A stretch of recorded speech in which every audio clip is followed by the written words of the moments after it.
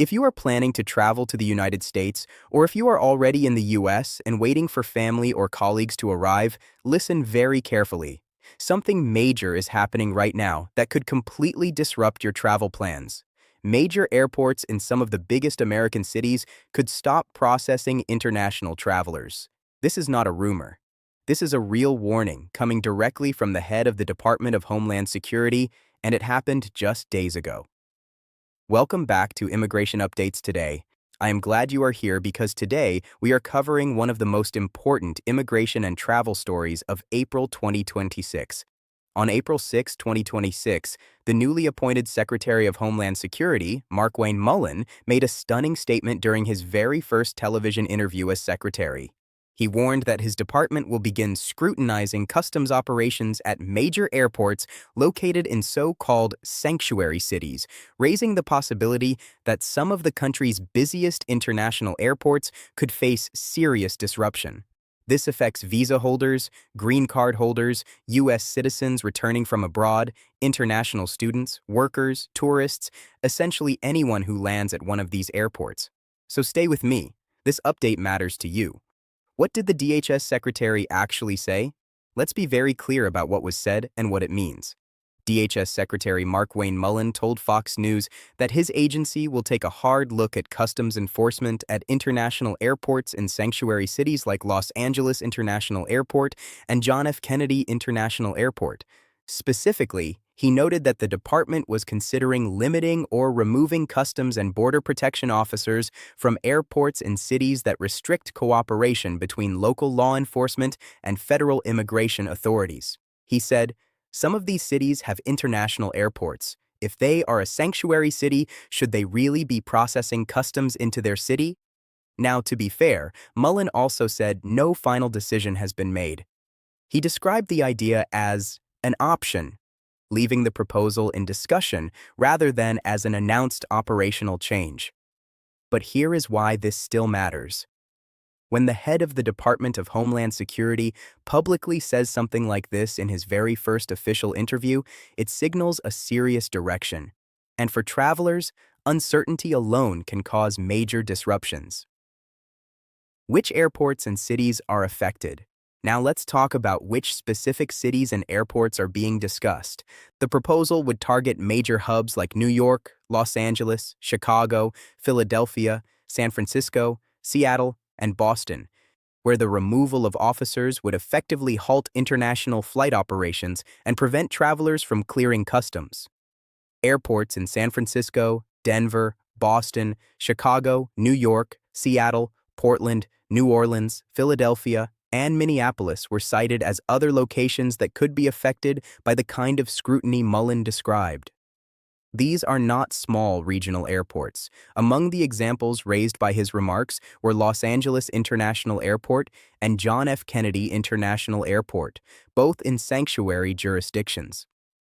JFK processes roughly 3 million people through customs monthly, according to Port Authority data. In 2025, LAX and SFO combined processed over 120 million people for departing and arriving flights, with SFO recording over 50 million and LAX processing over 73 million. We are talking about some of the busiest travel points in the entire world. If customs processing stops at even one of these airports, the ripple effect would be massive. What is a sanctuary city and why does this matter? You may be wondering, what exactly is a sanctuary city and why is DHS targeting these airports?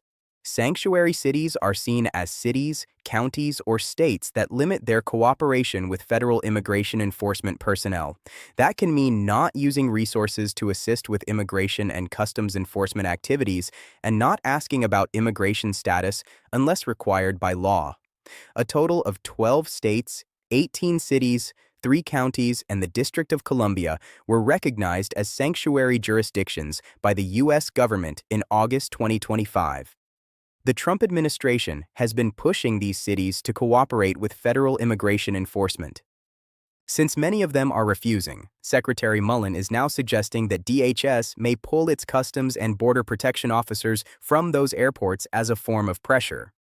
Mullin also linked this to a budget and funding issue. Since a funding lapse began on February 14, 2026, the department has faced the question of how to allocate personnel while Congress and the White House remain at odds over immigration enforcement restrictions. So this is both a political and a funding conflict, and travelers are caught in the middle. Who is most at risk? Now let's talk about who this really affects and what could happen. Students could face some of the sharpest effects. F1 travelers often move on fixed academic calendars and orientation dates. Reporting requirements and campus deadlines can leave little room for delay. Workers could face similar pressure. H-1B professionals, employment-based immigrants and exchange participants often travel on schedules tied to reporting obligations, employer timelines, or start dates that cannot move easily. Families would face their own calculations. A trip tied to a wedding, funeral, medical need, or school move can unravel fast when an international arrival point changes after tickets are booked. And remember, this does not just affect immigrants or visa holders. A valid visa does not eliminate the inspection requirement when a passenger arrives in the United States. Without customs processing capacity at a major airport, disruption would spread quickly. Airlines could face rerouting, missed connections, canceled itineraries, or diversions to other airports where CBP processing remains available. Even U.S. citizens returning home from international trips would be affected. If there are no CBP officers available to process arrivals, no one gets through. What are the legal and political reactions? This proposal has not gone unanswered. There is already significant pushback. Legal experts noted that the proposal would face challenges in federal court, citing a 2025 federal injunction in San Francisco that previously prohibited the administration from retaliating against sanctuary cities by withholding federal funding or services. Legal challenges are expected immediately if any formal CBP withdrawal is announced. There is no legal definition of sanctuary city. The designation is used politically, not in statute, raising immediate legal questions about how any withdrawal policy could be consistently applied. California Governor Gavin Newsom's office responded sharply, warning that halting international travel at some of the busiest airports in the world would be deeply damaging to the economy. Industry groups, including Airlines for America, Airport Council International, and Chamber of Commerce organizations, have submitted formal comments opposing the proposal. The timing of this proposal is also particularly sensitive, as the U.S. will be a host nation for the FIFA World Cup in 2026. This event is expected to attract millions of international visitors, and any disruption in processing could create a logistical nightmare for international attendees, players, and staff. Where does this stand right now? Here is the current situation as of this week. The idea remains under review.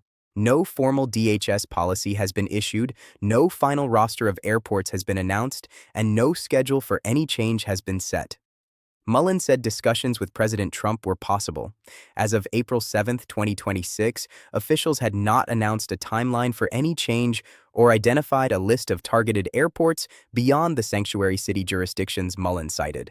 That leaves airlines, airports, and travelers without a clear timetable. So right now, this is a serious warning, not a confirmed policy. But it is moving fast. Things can change within days. The administration has shown it is willing to act quickly on immigration matters in 2026. So what should you do right now? First, if you are traveling to the United States in the coming weeks or months, especially to cities like New York, Los Angeles, Chicago, San Francisco, Philadelphia, Seattle, or Boston, you need to monitor the situation closely. Check your airline's website and subscribe to travel alerts.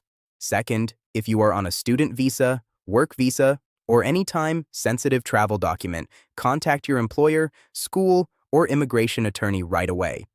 Ask them to prepare a backup plan in case your arrival airport is disrupted. Third, consider whether you can reroute through airports not located in sanctuary cities if this situation becomes more serious.